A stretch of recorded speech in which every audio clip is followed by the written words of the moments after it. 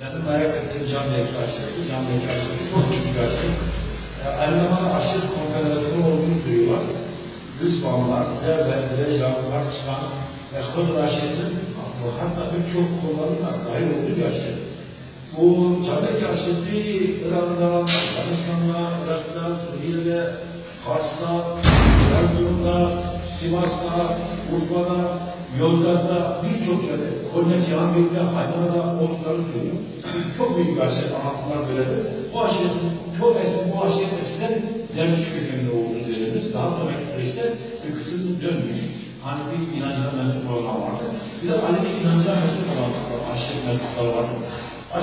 Alevi inancına mensup olan aşiretin kıymeti İmam Rıza Ocağı'nda, bu İmam Rıza Ocağı'ndan tanıtılıyor. Yanında İmam Rıza Ocağı'nda Mustafa Dede var. Yani doğru mu? Dediklerim. Tabii ki doğru. Şimdi bunun bahçedeki Hülya'nın harita, kendimiz İmam Rıza, mükemmel bir sohbet. Tüm aşağıda orada da var. İşte bir yana İran'da devri, İran'da Kerkük, orada bir zaman mükemmel ilerler. Ondan sonra El-Ezhar'da geliyor. Ve orada dağlar var. Siması kanunları en azından değil mi? Evet, evet. Bir yana Sıfat kanunları geliyor. Bir yana Konya Camii'ye gidiyor. Bir yana Ankara gidiyor. Bir yana Yozgat'a gidiyor. Bir yana Amasya'ya gidiyor. İşte bir yana Maraş bölgesine kalıyor. İmam Hasan'a kadar. Bir yana Erzincan, işte Erzurum'a çıkarak Kars'a kadar gidiyor. Kars'takiler Ankara Hayman'a gitmek. Bir ay devlet Sivas'a terk ediyorlar. Buralarda devam ediyor. Derece maçlarında İmam Hüseyin bağlıdır. Bunlar Kürtçe'nin de klasik dersini konuşuyorlar genelde. Kürtçe konuşuyor. Evet. Kırmancı diye yazılınca çok az bir bölüm tersen tarafında konuşuyorlar. Evet. Sonradan sonra o Türkçe konuşan aslında tüm camialar içinde Kürtçe. Kürtçe şirketler diyor. Hepsi İmam'ımıza hocama mı bağlı? Babam gider miydi? Bir kısmına zaten. Babam da giderdi. İşte babamın neresi Cumhuriyet devrinde işte en son Kervan gibi İmam-ı ziyaret ediyoruz. Tabii akla gidiyor. Orada bir vatandaş misafir olduğu İran'da teknik kararlarında. Ondan sonra kendine at veriyor. Tabii o atla İran'da dönüp tekrar Sivas'a gidiyor. Bu aşırıdan sonra kolay geçer bir aşırı. Osmanlı buraya zorlu ikametgâh tabi tutmak için Şanlıurfa'yı o taraflara işte zorlu ikametgâh tabi tutuyor. Fırat Havzası'nda hem bu aşırı kolay geçer aşırıları yazın bu bölümünde kışında daha güvenli bir şekilde varmış. Şimdi şey çok önemli bir şimşeklere iyi oluyor. Bunun altına Cümle yapmışlar. Daha belki ufak kardeşler.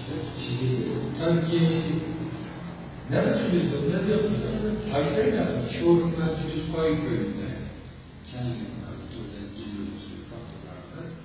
Orada yazıklardı. Yani o adam o hizmeti götürdü. Tamam işte dede hizmetini.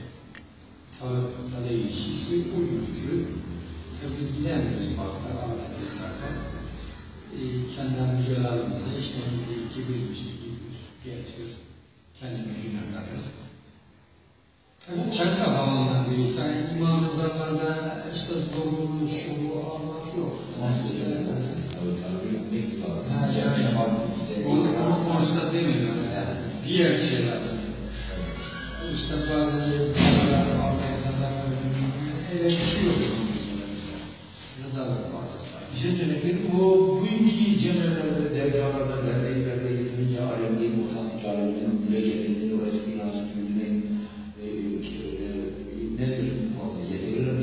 Bugünkü cemevlere tabii ki biz Alevi'nin çıkışına bakarsak Alevi gelişimini Muhammed Ali'nin eski cemaatler tabii cemaatler yapamaz.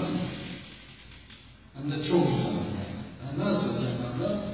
Cemaatler Alevilerin buluştuğu bir yani ibadet anlamı diye geçiyor. Tabii ki bunun ibadeti şudur. Alevi fazlasını yerine getirmeliyiz.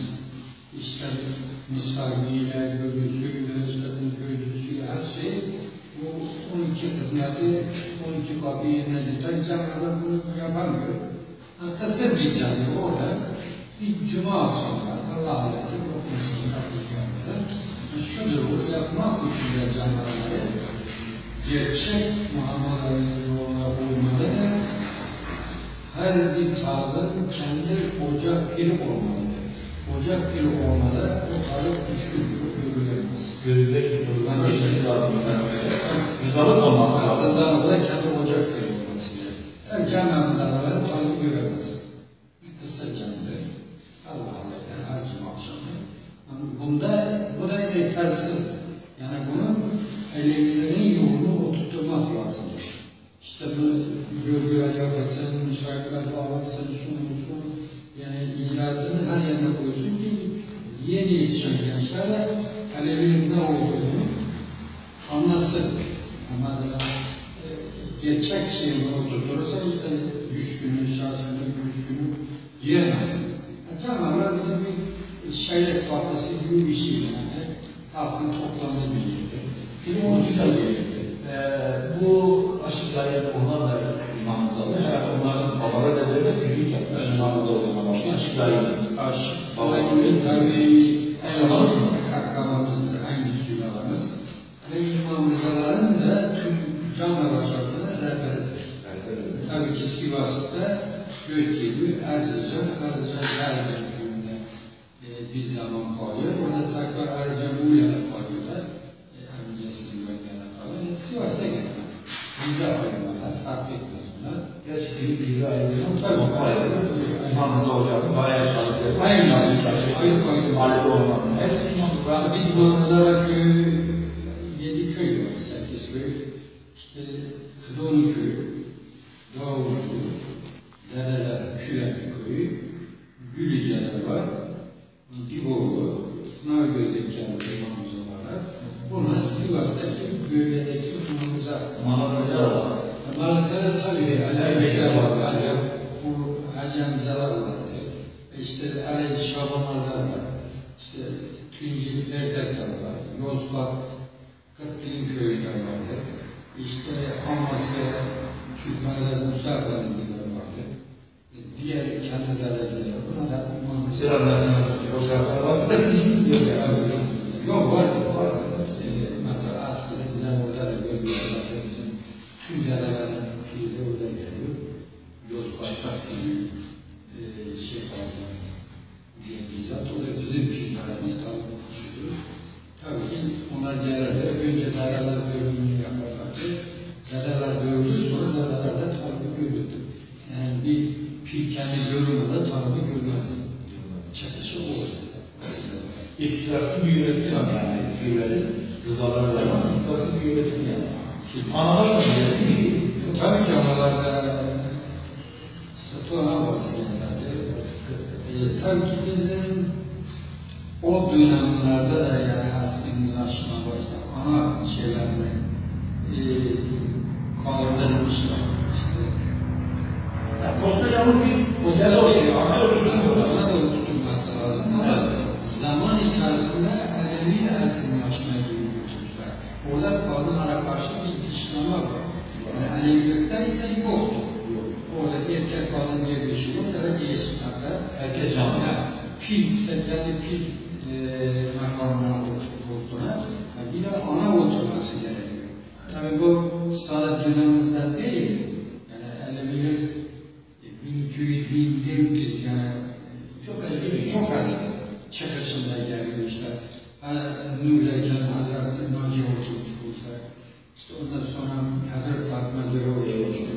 Ondan sonra 300 bin nevelerimiz Hazreti Fatıma oturmuştu. Ondan sonra gelen türler analar oturması gerekiyor. Tabii bunlar baskı sayarsa, nasıl sayarsınsa günümüze de yavaş yavaş bir asimilasyona doğuyor. Bir 50 senede Aleviler görülmüyor. Yani bir cemaate yeterli değil. Herkes yolun hakikatini görüyor. Yolun hakikatini görüyor. Şahbat, mesela müsaitle, bununla 3 gün, şahsen 200 gün. Bizde evlilik de yaptılar. O da çünkü Alevilikte şeylet yok. Tarafı mekeme yok. Aleviler